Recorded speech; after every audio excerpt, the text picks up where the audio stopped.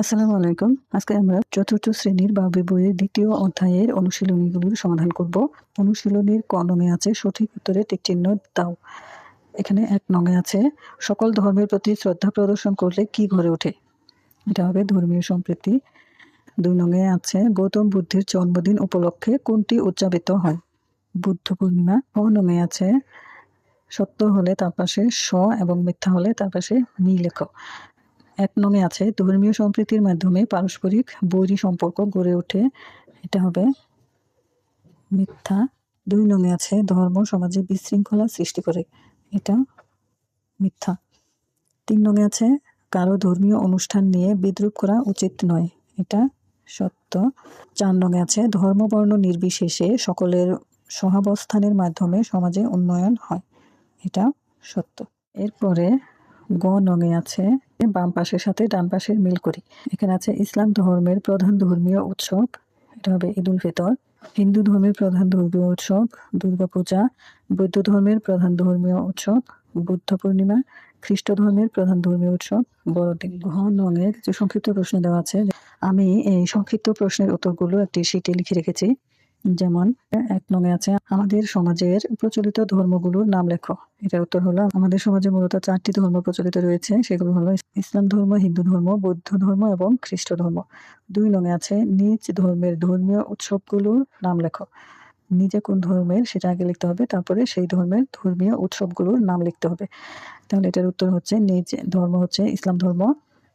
ইসলাম ধর্মের প্রধান উৎসবগুলো হচ্ছে ঈদ উল ফিতর, ঈদ উল আজহা এবং ঈদে মিলাদ। এখানে ও নঙে কিছু বর্ণনামূলক প্রশ্ন দেওয়া আছে এবং এগুলো আমি এখানে একটি শিটে লিখে রেখেছি। যেমন ১ নঙে আছে ধর্মীয় সম্প্রীতি রক্ষায় তুমি কি করবে তার একটি তালিকা তৈরি করো। এর উত্তর হচ্ছে ধর্মীয় সম্প্রীতি রক্ষায় আমি নিজের কাজগুলো করব। সব ধর্মের প্রতি শ্রদ্ধা পোষণ করব। অন্য ধর্মের উৎসব ও অনুষ্ঠানে বাধা দিব না। ভিন্ন ধর্মীয় সহপাঠীদের সাথে মিলেমিশে পড়াশোনা ও খেলাধুলা করব। ধর্ম নিয়ে বাড়াবাড়ি করব না। সবাই একসাথে মিলেমিশে বসবাস করব। এরপরে ২ নঙে আছে ভিন্ন ধর্মের প্রতিবেশীর সাথে তুমি কি ধরনের আচরণ করবে তা বর্ণনা করো। উত্তর ভিন্ন ধর্মের প্রতিবেশীর সাথে আমি যেরূপ আচরণ করব, প্রতিবেশীদের সাথে মিলেমিশে থাকব, তাদের ধর্মীয় উৎসবে তাদের শুভেচ্ছা জানাবো, প্রতিবেশী হিসেবে তাদের বিপদে আপদে পাশে দাঁড়াবো, তাদের কোনো ধর্মীয় আচার পালনে যাতে অসুবিধা না হয় সেদিকে খেয়াল রাখবো, অসুস্থ হলে তাদের দেখতে যাব এবং সাধ্যমতো সাহায্য করব। ৩ নঙে আছে তুমি কেন ধর্মীয় সম্প্রীতি রক্ষা করবে তা ব্যাখ্যা করো। ধর্মীয় সম্প্রীতি রক্ষা করার প্রধান কারণগুলি হলো শান্তি বজায় রাখা, সমাজে সবার মধ্যে শান্তি প্রতিষ্ঠার জন্য ধর্মীয় সম্প্রীতি প্রয়োজন, ভ্রাতৃত্ববোধ, ধর্মীয় সম্প্রীতির ফলে সবার মধ্যে ভ্রাতৃত্ববোধ গড়ে ওঠে, মানবিকতা, অসহায়ের প্রতি মমতাবোধ জেগে ওঠে, উন্নয়ন, ধর্মীয় সম্প্রীতির ফলে সমাজে শান্তি বিরাজ করে, ফলে দেশের অর্থনৈতিক ও সামাজিক উন্নয়ন দ্রুত হয়। এরপরে ৪ নঙে আছে তোমার ধর্মের একটি প্রধান ধর্মীয় উৎসব কিভাবে উদযাপন করো তা লেখো।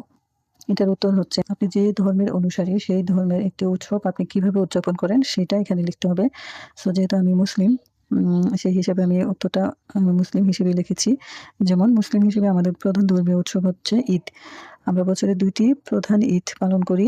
ঈদের দিনে আমি খুব ভোরে ঘুম থেকে উঠি এবং গোসল করে নতুন পোশাক পরি। এরপর বাবার সাথে ঈদগাহে গিয়ে নামাজ আদায় করি। নামাজ শেষে সবার সাথে কোলাকুলি করি। বাড়িতে ফিরে মায়ের হাতের তৈরি বিশেষ সেমাই ও মিষ্টি খাবার খাই। পাড়া প্রতিবেশী ও বন্ধুদের বাড়িতে বেড়াতে যাই। বড়দের সালাম করে সালামি গ্রহণ করি। এই দিনটি আমাদের জন্য অনেক আনন্দের। সো এই ছিল আজকের ভিডিও। আই হোপ এই ভিডিওটি আপনাদের জন্য হেল্পফুল হয়েছে। ভিডিওটি ভালো লাগলে শেয়ার করতে পারেন এবং আপনি চাইলে আমাদের চ্যানেলটি সাবস্ক্রাইব করতে পারেন। Thank you so much for watching.